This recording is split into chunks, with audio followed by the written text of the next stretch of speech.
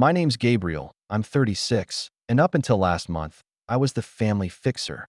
The guy who always picked up the slack, paid the forgotten bills, bought the Christmas gifts from all of us, and bailed out every relative who made a poor life decision, which, in my family, was most of them. I never signed up for that job. I just ended up with it after Dad passed when I was 21 and Mom spiraled into one long string of bad boyfriends and worse judgment. Somehow, without asking, the responsibility shifted to me. My sister Carla, 2 years younger, loud, sharp-tongued, and endlessly entitled, made sure of it. Carla had a kid when she was just 19. Lucas. I was in college when he was born, juggling classes and 3 part-time jobs, and still, I remember buying diapers when she couldn't. I remember staying up with him when she needed a break for a weekend that turned into a week. And I remember, more than anything, the moment I realized Carla saw my generosity not as love, but as her right. Over the years, that idea spread through the rest of the family like rot. My mother, ever the enabler, began to repeat Carla's lines word for word. "You've got money, Gabe. You're single. No kids. You owe it to family." As if success were a sin I had to pay penance for. It wasn't like I was some tech billionaire. I worked hard, invested smart, and made a good life for myself. I ran a mid-sized software company with a team of 12, worked remote, and lived modestly, aside from the family gifts that bled me dry. I kept telling myself it was love, that it was worth it to keep the peace, that they didn't know any better, that I was strong enough to carry it. And for years I did. Until last month. Until my birthday. Carla had insisted on organizing the dinner, her gift to me, which meant, of course, that I paid for the restaurant, the decorations, and the transportation for half the family to get there. Still, I tried to keep a good attitude. I hadn't celebrated my birthday in years, not really, and part of me hoped this one would be different. Maybe they'd write a card, say something nice, maybe, just maybe, show they cared about me, not just what I could give. We went to this upscale steakhouse downtown, the kind with dim lighting and white tablecloths that make everything feel a little too quiet. The hostess sat us at a long, polished table near the back. Carla arrived late, of course, flanked by Lucas, now a lanky, headphone-wearing teen, and my mom, who looked annoyed before even sitting down. The first red flag was the gift pile. It was enormous, but only one gift had my name on it, and I had bought it. For Lucas, a brand new, top-of-the-line gaming console he'd been hinting at for months. It cost nearly $900 with all the accessories. I had debated it for weeks, but I told myself it would mean something. That maybe if I gave him this, he'd see I cared. He'd remember. He'd thank me. When the food came out, it was as if no one noticed it was my birthday at all. Carla launched into some rant about her boss and how unfair her life was. My uncle Gary, a man who'd borrowed $6,000 from me and never mentioned it again, kept loudly asking if I still did that computer thing. My mom sipped wine and complained about how hard it was to find a decent man in this cursed town. And Lucas, well, he sat across from me, absorbed in his phone until Carla nudged him and said, "Come on, baby, open Uncle Gabe's gift." I watched his fingers tear into the wrapping paper with all the excitement of someone unboxing socks. No smile. No thank you. He pulled the console from the box, glanced at it like it was just another item on his checklist, and then, as if on cue, smirked. "Aunt Carla says you're just a wallet with a pulse," he said. "But hey, this is cool, I guess." The table erupted in laughter. Real, loud, unfiltered laughter. Carla clutched her wine glass and tilted her head like it was the funniest thing she'd ever heard. My mom covered her mouth with her hand, but couldn't hide the grin. Uncle Gary laughed so hard he slapped the table and said, "Kids say the darndest things, huh?" I didn't laugh. I didn't speak. I just sat there, staring at Lucas, his bored expression, the way his fingers already reached for his phone again, the console pushed aside like it was nothing. Something inside me just went quiet. Not angry, not sad, just quiet. I smiled. Not out of happiness. It was that small, tight kind of smile that doesn't reach your eyes. The kind you make when everything finally clicks. I reached into my jacket pocket, pulled out my phone, and opened the app I'd prepared weeks ago. With 3 taps, I froze every card connected to my account. Mine, Carla's, Mom's, even Gary's old emergency visa that I'd forgotten to cancel. Every subscription, every shared account, every transfer line locked. Nobody noticed. They were too busy laughing at the joke they thought they were in on. I didn't say a word. I stayed through dessert, paid the bill, of course, and listened to Carla drone on about how I should invest in Lucas's future by getting him into some elite gamer camp next summer. That night, when I got home, I didn't sleep. I moved slowly, deliberately. Packed a single bag. My laptop, a few clothes, my passport. I had planned this, quietly, for months, just in case. And now it was time. Before I left, I did one last thing. I wrote a letter. Just a single page. Folded it neatly, sealed it in an envelope, and taped it to the fridge in my mother's house, where I knew they'd all gather the next day to celebrate again. I didn't address it. They'd know it was from me. Then I left. No calls. No goodbyes. No forwarding address.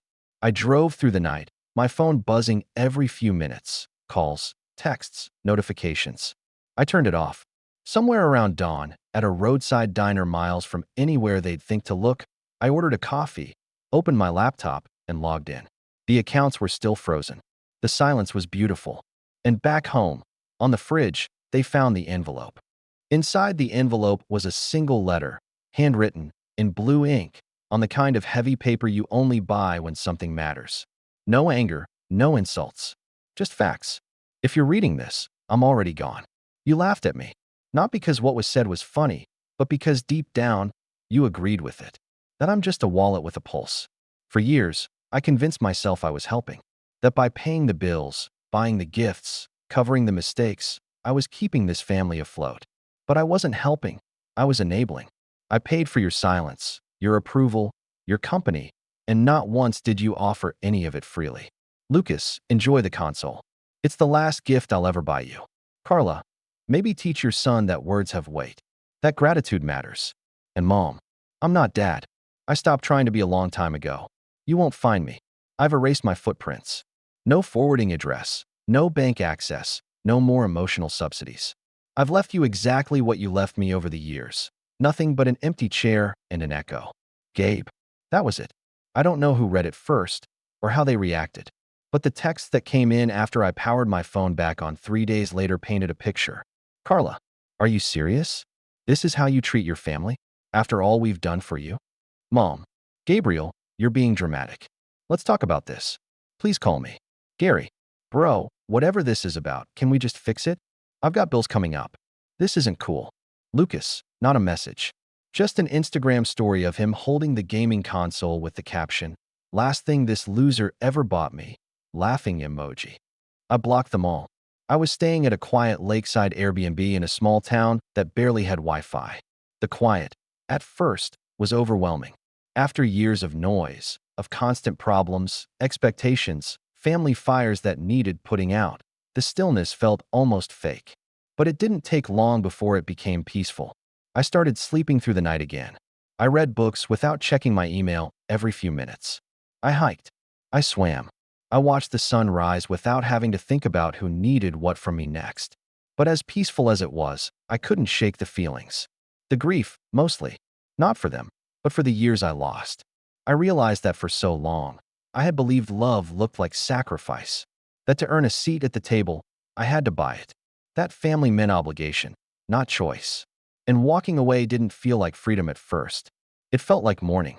I remembered birthdays where I paid for the cake, took the photos, and left with nothing more than a quick, half-hearted thank you. Christmases where I bought half the gifts under the tree, and no one remembered which ones came from me. Family meetings where they voted on how I should help, never asking if I was okay, never offering support in return. One night, about a week into my self-imposed exile, I got a call from an unknown number. Normally, I would have ignored it, but I was curious. I answered. It was Carla. Her voice wasn't angry. It wasn't loud. It was panicked. "You froze the accounts," she said quietly. "The rent bounced. Lucas's school needs payment by Friday. Mom's car won't start. We didn't realize you'd go this far." I didn't say anything. "Gabe," she asked, "can we just talk? Please." I finally spoke. "You never asked how I'm doing." Silence. She hung up. That night, I lit a fire by the lake, sat in front of it, and thought about the next chapter. What I'd do, where I'd go, who I might become, now that I wasn't someone's fixer, someone's safety net, someone's wallet with a pulse. But the story wasn't over yet. Because 3 days later, someone knocked on the cabin door. I looked through the curtain, and standing outside wasn't Carla. It was Lucas. Alone. No suitcase. Just a backpack slung over one shoulder, and a face that looked a lot less smug than I remembered. "Uncle Gabe," he said, "can I talk to you?" And right there, with the fire crackling behind me and years of pain sitting heavy on my shoulders, I opened the door. I stood there for a moment, holding the door slightly ajar, unsure what I was looking at. Lucas looked different. Not older, not necessarily wiser, but stripped of that bratty confidence he usually wore like armor. He didn't have the usual scowl of teenage boredom either. Instead, he looked uncomfortable, nervous, like someone who had been sent but didn't know exactly why or what to say when he got there. "You came alone?" I asked, my voice flat. He nodded. "Took the bus." I stepped aside, just enough to let him in. He hesitated for a beat before crossing the threshold, like he expected to be yelled at or turned away. Part of me wanted to. Part of me still burned with that moment. His words, the laughter, the cold indifference after everything I'd done. But there was also a quieter part of me, buried somewhere deep, that just wanted to understand why. The cabin was simple. One main room, a fireplace, a couch, small kitchen, and a view of the lake through wide windows. Lucas dropped his backpack by the door and hovered near the armchair like he didn't know if he was allowed to sit. I gestured silently, and he eased into it, elbows on his knees, fingers fiddling with the string on his hoodie. "I didn't know what Aunt Carla said about you," he blurted, eyes fixed on the floor. "Not really. I mean, she says stuff all the time. I didn't think it mattered. You repeated it like it was funny." "I know," he whispered. "It wasn't." I didn't speak. I let the silence do the talking. Lucas sat there, chewing his lip, glancing around the room like he was waiting for the walls to close in. Eventually, he said, "Mom's freaking out. Grandma too. They thought you'd calm down after a few days, but now everything's crashing. Like, actually crashing. Bills, rent, cards. Grandma even got her lights shut off." I raised an eyebrow. "So you came here to convince me to fix it?" He shook his head quickly. "No. I mean, maybe they hoped I would. But I didn't come for them." I leaned back, folding my arms. "Then why did you come?" Lucas stared at the fire for a long time. The dancing light made him look smaller. Like a kid again. "Because I didn't get it until you left," he finally said. "How much you were doing?" I thought. "I don't know. That stuff just showed up. That life kind of worked out if you were lucky. That you had it easy, so you just handed things out." His hands tightened into fists on his knees. But when everything stopped, I saw how fast everything fell apart. Mom doesn't know how to do anything without asking for help. Grandma doesn't even remember her own Netflix password. It's like they've been living on autopilot, waiting for you to solve everything. And now that you're gone, they're just scared. "And you?" I asked. Lucas looked me in the eyes for the first time since arriving. "I was stupid. I didn't get it. And I don't expect you to forgive me or whatever. But I needed to see you. To say sorry. For what I said. For how I acted. I didn't mean it. I just thought it would make them laugh." I exhaled, slow and measured. "You did make them laugh." He winced, looking back down. "Yeah, I know." I stared at him for a long time. This wasn't a rehearsed apology. It wasn't smooth or polished or even fully thought out. But it was real, or at least the closest I'd ever seen from him. And still, the damage was deep. Not just the birthday, not just the console, but years. Years of being used, dismissed, expected to give more than I had. Years of covering for Carla while she played the victim and dumped her responsibilities on anyone nearby. Years of being talked about, but never to. "Did they tell you to say anything else?" I asked. "No," he said quickly. "They don't even know I came. I needed to look you in the face and say I was wrong." I nodded. Slowly, we sat in silence again, the fire crackling between us. It wasn't forgiveness. Not yet. But it was the start of something else, something I hadn't felt from my family in a long time. Honesty. Lucas rubbed his hands together. "So what now?" I stood up and walked to the window, looking out at the lake. The sky was shifting from gray to indigo as night settled in. The trees rustled gently. Everything was still. "You'll sleep here tonight," I said. "Tomorrow, I'll drive you back." He started to say something, but I held up a hand. "We're not talking about fixing anything tonight. We're not talking about money, or your mom, or grandma's lights. We're going to eat, then sleep. That's it." He nodded, looking relieved, and unsure at the same time. As I pulled a couple frozen meals from the tiny freezer, I felt something heavy start to shift inside me. Not closure. Not yet. But momentum. I hadn't expected him to come. But now that he had, I knew this wasn't the end. Because when I brought Lucas back home, everything would change. And they had no idea what was coming next. The next morning, the lake was glassy and still, with a low mist hovering above the water. Lucas had fallen asleep on the couch, curled under the blanket I tossed him the night before. He snored softly, the kind of sleep that only comes after a long, emotional exhale. I stood by the window for a while with my coffee, watching the sunrise ripple through the fog and thinking. There was no clean way to go back. No tidy conversation that would make any of this normal again. But I'd spent too many years avoiding confrontation for the sake of keeping the peace, and all it had done was turn me into a walking transaction. If I was ever going to close this chapter of my life, I had to face them. All of them. By 9 a.m., we were in the car, heading back toward the city. Lucas was quiet, earbuds in, eyes glued to the blur of trees outside the passenger window. I didn't interrupt his silence. I knew he was dreading the moment we pulled into that driveway, almost as much as I was. When we finally arrived, the house looked unchanged on the outside. White siding, faded mailbox, Mom's overwatered ferns still drooping on the porch. But inside, I could already feel the tension. Carla's car was in the driveway. So was Gary's, which I hadn't expected. I parked, turned off the engine, and sat still for a moment. "You don't have to say anything," Lucas said suddenly. "To them. If you don't want to." "I want to," I said. "But thanks." He nodded slowly, then opened the door. The moment we stepped inside, Carla's voice exploded from the kitchen. "Where have you been? Lucas, you can't just disappear for 2 days. Do you know what kind of panic you caused?" Lucas flinched, but I stepped between them. Carla stopped short when she saw me.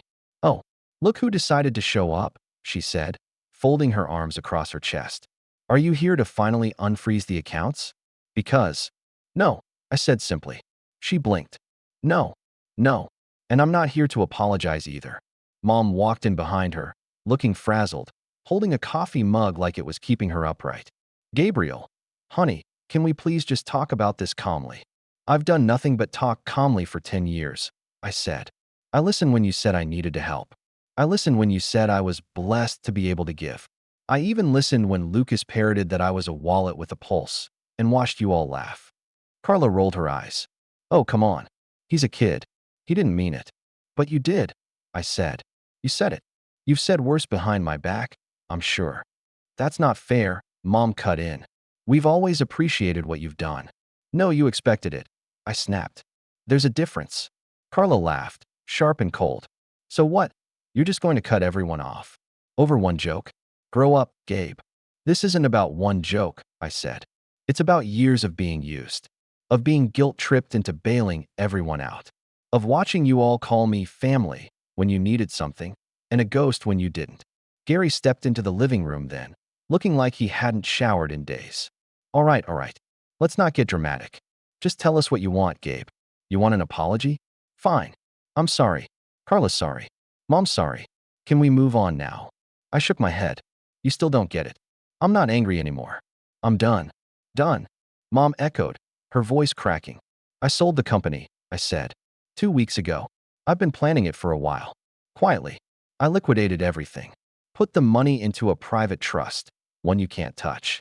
The cards, the accounts, the shared assets? Canceled, removed, closed. Legally, financially, and emotionally.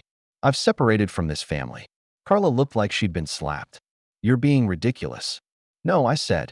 "I've been silent. There's a difference." Lucas stood behind me now, silent but still present. "I'm not doing this out of spite," I continued. "I'm doing this because I have to.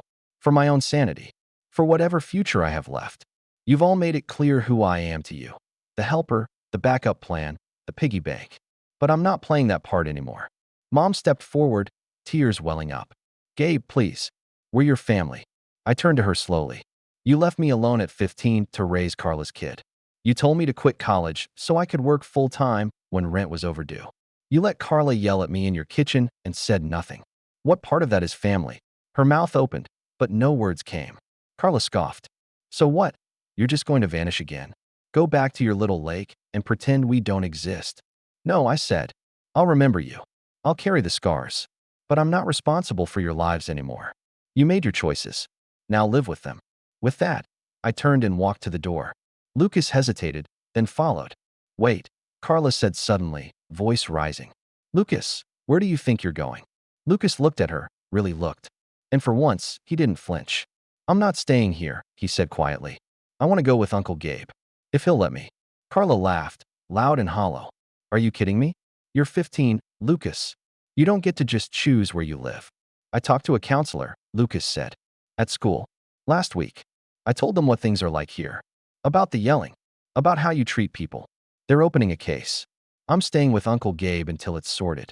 Carla's face drained of color. You little. Don't. I warned, stepping between them. She backed off, but her eyes were venom. I won't fight him, I added. If he wants to stay, he stays. If not, I'll take him back myself. There was a long, awful pause. Then Mom finally sat down, slowly, like all the fight had drained out of her. So this is it, she whispered. You're really walking away. I nodded. Yes. And with that, I walked out the door. Lucas followed, his backpack slung over his shoulder again. We didn't speak until we were in the car, halfway down the road, the house shrinking behind us in the mirror. You sure about this? I asked. He nodded. I don't want to end up like them. I glanced at him, then back to the road. You won't. We drove for hours. Back to the lake. Back to peace. In the weeks that followed, I enrolled Lucas in a new school near the cabin. I got him a counselor. Set up boundaries, structure, expectations, things he'd never had. He pushed back, sure. But slowly, he started to change. To grow. I started to change, too. For the first time in years, I wasn't exhausted. I wasn't resentful. I wasn't invisible. I wasn't a wallet with a pulse. I was just Gabe. And that was finally enough.